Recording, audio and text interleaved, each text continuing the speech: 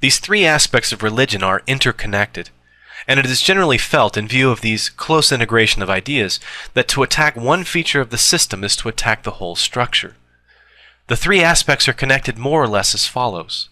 The moral aspect, the moral code, is the Word of God, which involves us in a metaphysical question. Then the inspiration comes because one is working the will of God, one is for God, partly one feels that one is with God. And this is a great inspiration because it brings one's actions in contact with the universe at large. So these three things are very well interconnected. The difficulty is this, that science occasionally conflicts with the first of the three categories, the metaphysical aspect of religion. For instance, in the past there was an argument about whether the earth was the center of the universe, whether the earth moved around the sun or stayed still. The result of all this was a terrible strife and difficulty, but it was finally resolved, with religion retreating in this particular case. More recently, there was a conflict over the question of whether man has animal ancestry. The result in many of these situations is a retreat of the religious metaphysical view, but nevertheless there is no collapse of the religion. And further, there seems to be no appreciable or fundamental change in the moral view. After all, the earth moves around the sun. Isn't it best to turn the other cheek? Does it make any difference whether the earth is standing still or moving around the sun? We can expect conflict again. Science is developing and new things will be found out, which will be in disagreement with the present-day metaphysical theory of certain religions. In fact, even with all the past retreats of religion, there is still real conflict for particular individuals when they learn about the science and they have heard about the religion. The thing has not been integrated very well. There are real conflicts here, and yet morals are not affected. As a matter of fact, the conflict is doubly difficult in this metaphysical region. Firstly, the facts may be in conflict, but even if facts were not in conflict, the attitude is different. The spirit of uncertainty in science is an attitude toward the metaphysical questions that is quite different from the certainty and faith that is demanded in religion. There is definitely a conflict, I believe, both in fact and in spirit, over the metaphysical aspects of religion. In my opinion, it is not possible for religion to find a set of metaphysical ideas which will be guaranteed not to get into conflicts with an ever-advancing and always changing science which is going into the unknown. We don't know how to answer the questions. It's impossible to find an answer which someday will not be found to be wrong. The difficulty arises because science and religion are both trying to answer questions in the same realm here. On the other hand, I don't believe that a real conflict with science will arise in the ethical aspect, because I believe that moral questions are outside of the scientific realm. Let me give 3 or 4 arguments to show why I believe this.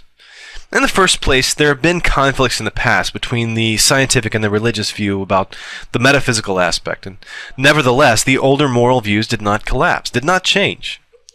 Second, there are good men who practice Christian ethics and who do not believe in the divinity of Christ. They find themselves in no inconsistency here. Thirdly, although I believe that from time to time scientific evidence is found, which may be partially interpreted as giving some evidence of some particular aspect of the life of Christ, for example, or of other religious metaphysical ideas, it seems to me that there is no scientific evidence bearing on the Golden Rule. It seems to me that this is somehow different. Now, let's see if I can make a little philosophical explanation as to why it is different. How science cannot affect the fundamental basis of morals. The typical human problem, and one whose answer religion aims to supply, is always in the following form. Should I do this? Should we do this? Should the government do this? To answer this question, we can resolve it into 2 parts. First, if I do this, what will happen? And second, do I want this to happen? What would come of it of value, of good? Now, a question of the form, if I do this, what will happen, is strictly scientific. As a matter of fact, science can be defined as a method for, and a body of information obtained by, trying to answer only questions which can be put into the form, if I do this, what will happen? The technique of it, fundamentally, is try it and see. Then you put together a large amount of information from such experiences. All scientists will agree that a question, any question, philosophical or other, which cannot be put into the form that can be tested by experiment, or in simple terms, it cannot be put into the form, if I do this, what will happen, is not a scientific question. It is outside the realm of science. I claim that whether you want something to happen or not, what value there is in the result, and how you judge the value of the result, which is the other end of the question, should I do this, must lie outside of science, because it is not a question that you can answer only by knowing what happens. You still have to judge what happens in a moral way.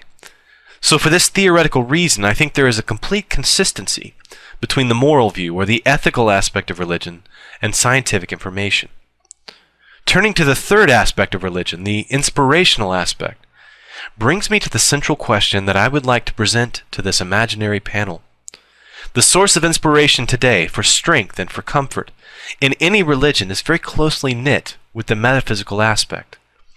That is, the inspiration comes from working for God, for obeying His will, feeling one with God. Emotional ties to the moral code, based in this manner, begin to be severely weakened when doubt, even a small amount of doubt, is expressed as to the existence of God. So when the belief in God becomes uncertain, this particular method of obtaining inspiration fails.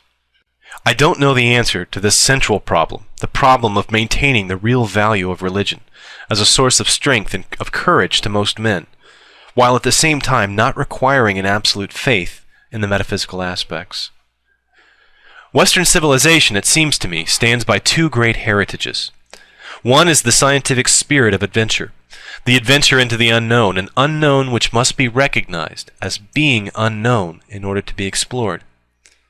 The demand that the unanswerable mysteries of the universe remain unanswered, the attitude that all is uncertain, to summarize it, the humility of the intellect.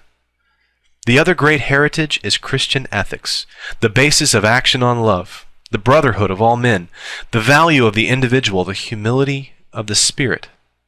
These two heritages are logically thoroughly consistent, but logic is not all. One needs one's heart to follow an idea. If people are going back to religion, what are they going back to? Is the modern church a place to give comfort to a man who doubts God?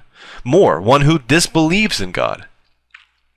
Is the modern church a place to give comfort and encouragement to the value of such doubts?